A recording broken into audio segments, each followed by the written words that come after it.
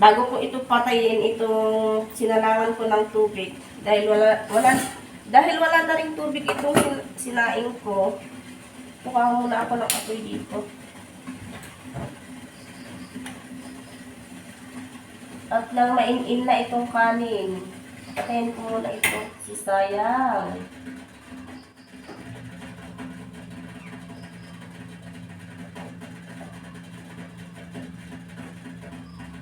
Yan. Lagay ko lang itong tubig.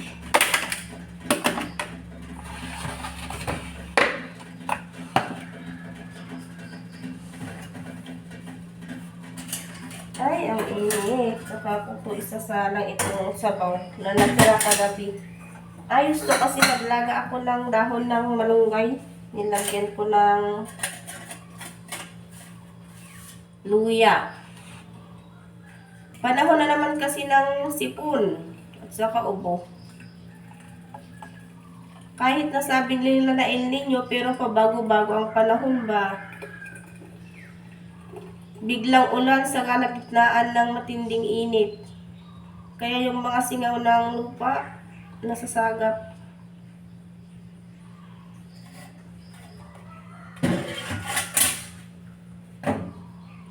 Tao lang naman tayo. Hindi naman tayo mga para hindi magkasakit. Ang tawag, hindi naman tayo mga di ba? Hindi tayo mga robot. Robot nga nasisira kapag talagang walang battery. Yan, ayusin. Ayan. Pain-in na lang at habang hinihintay kong main-in yan, ayusin ko naman na yung mga labahin ko. Ay, bago yun pala, magpakain muna ako ng mga pato. Sige guys, maya ulit! Hello mga ka-friendin! Magandang gabi! Ayun, kasalukuyan pa lang akong nagpapakulo ng tubig doon sa aming dirty kitchen. Yung katabi niya ay yung kanin, pinapain-in ko na. Kada hapon dyan ako sa kahoy nagluluto. 6:55 na ng gabi. Ang saya-saya update sa tinanim kong kulitis. Kalunay, spinach sa English. Ayan, ang saya-saya kasi ang lago. Kinuha ko sa umaga at saka ko itinanim sa bandang hapon na.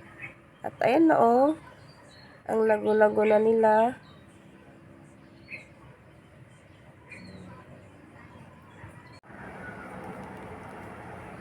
Mamimitas ako ng papaya.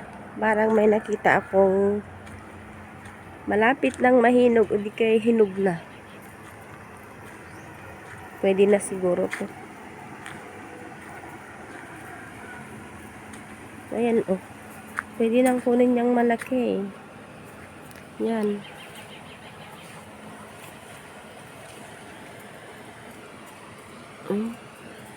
Hindi pa pala pwede. Saka na lang kunin. Medyo matigas pa.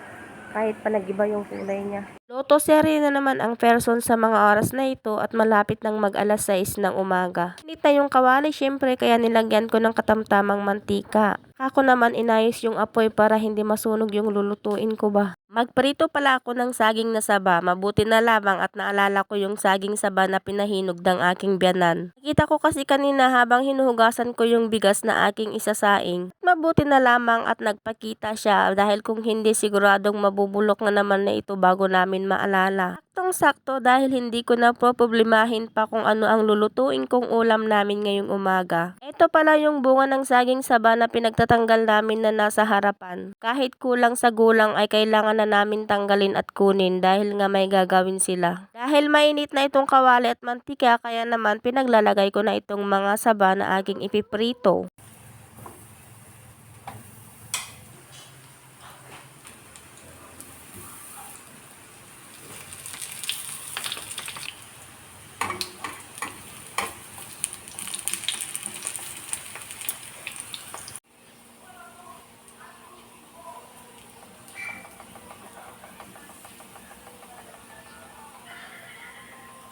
Kain po tayo ng papaya mga ka-frenny, mga alas 10 na sa mga oras na ito at katatapos ko lang maglaba ng mga medyas. Kaya Kaya naman pagkatapos kong maglaba ay nakaramdam ako ng gutoms ba. Kaya yun, naalala ko yung papaya na binalatan ko kahapon at ito nga at aking titirahin na. Char. Pinitas ko pa ito nung nakaraan at kahapon ko lang naalalang balatan dahil nakita ko may malapit na namang mahinog. Kaya ayan, binalatan ko na kahapon at nang makain na. Sarap, syempre papaya yan, matamis at lalo pang sumarap nung nailagay na sa rep dahil lumamig na. Sarap na sarap ako ngayon dito sa papaya pero nung kabataan ko madalang lang, bakit kaya? Kaiilan na lamang ang may papaya sa bakuran sa ngayon kung hindi sasadyang magtanim ng papaya, wala ng papaya. Ito pa man din ang isang alternate sa sayuti kapag magluto ng tinola at saka yung mga sinabawang gulay ba. Yun lang muna, salamat!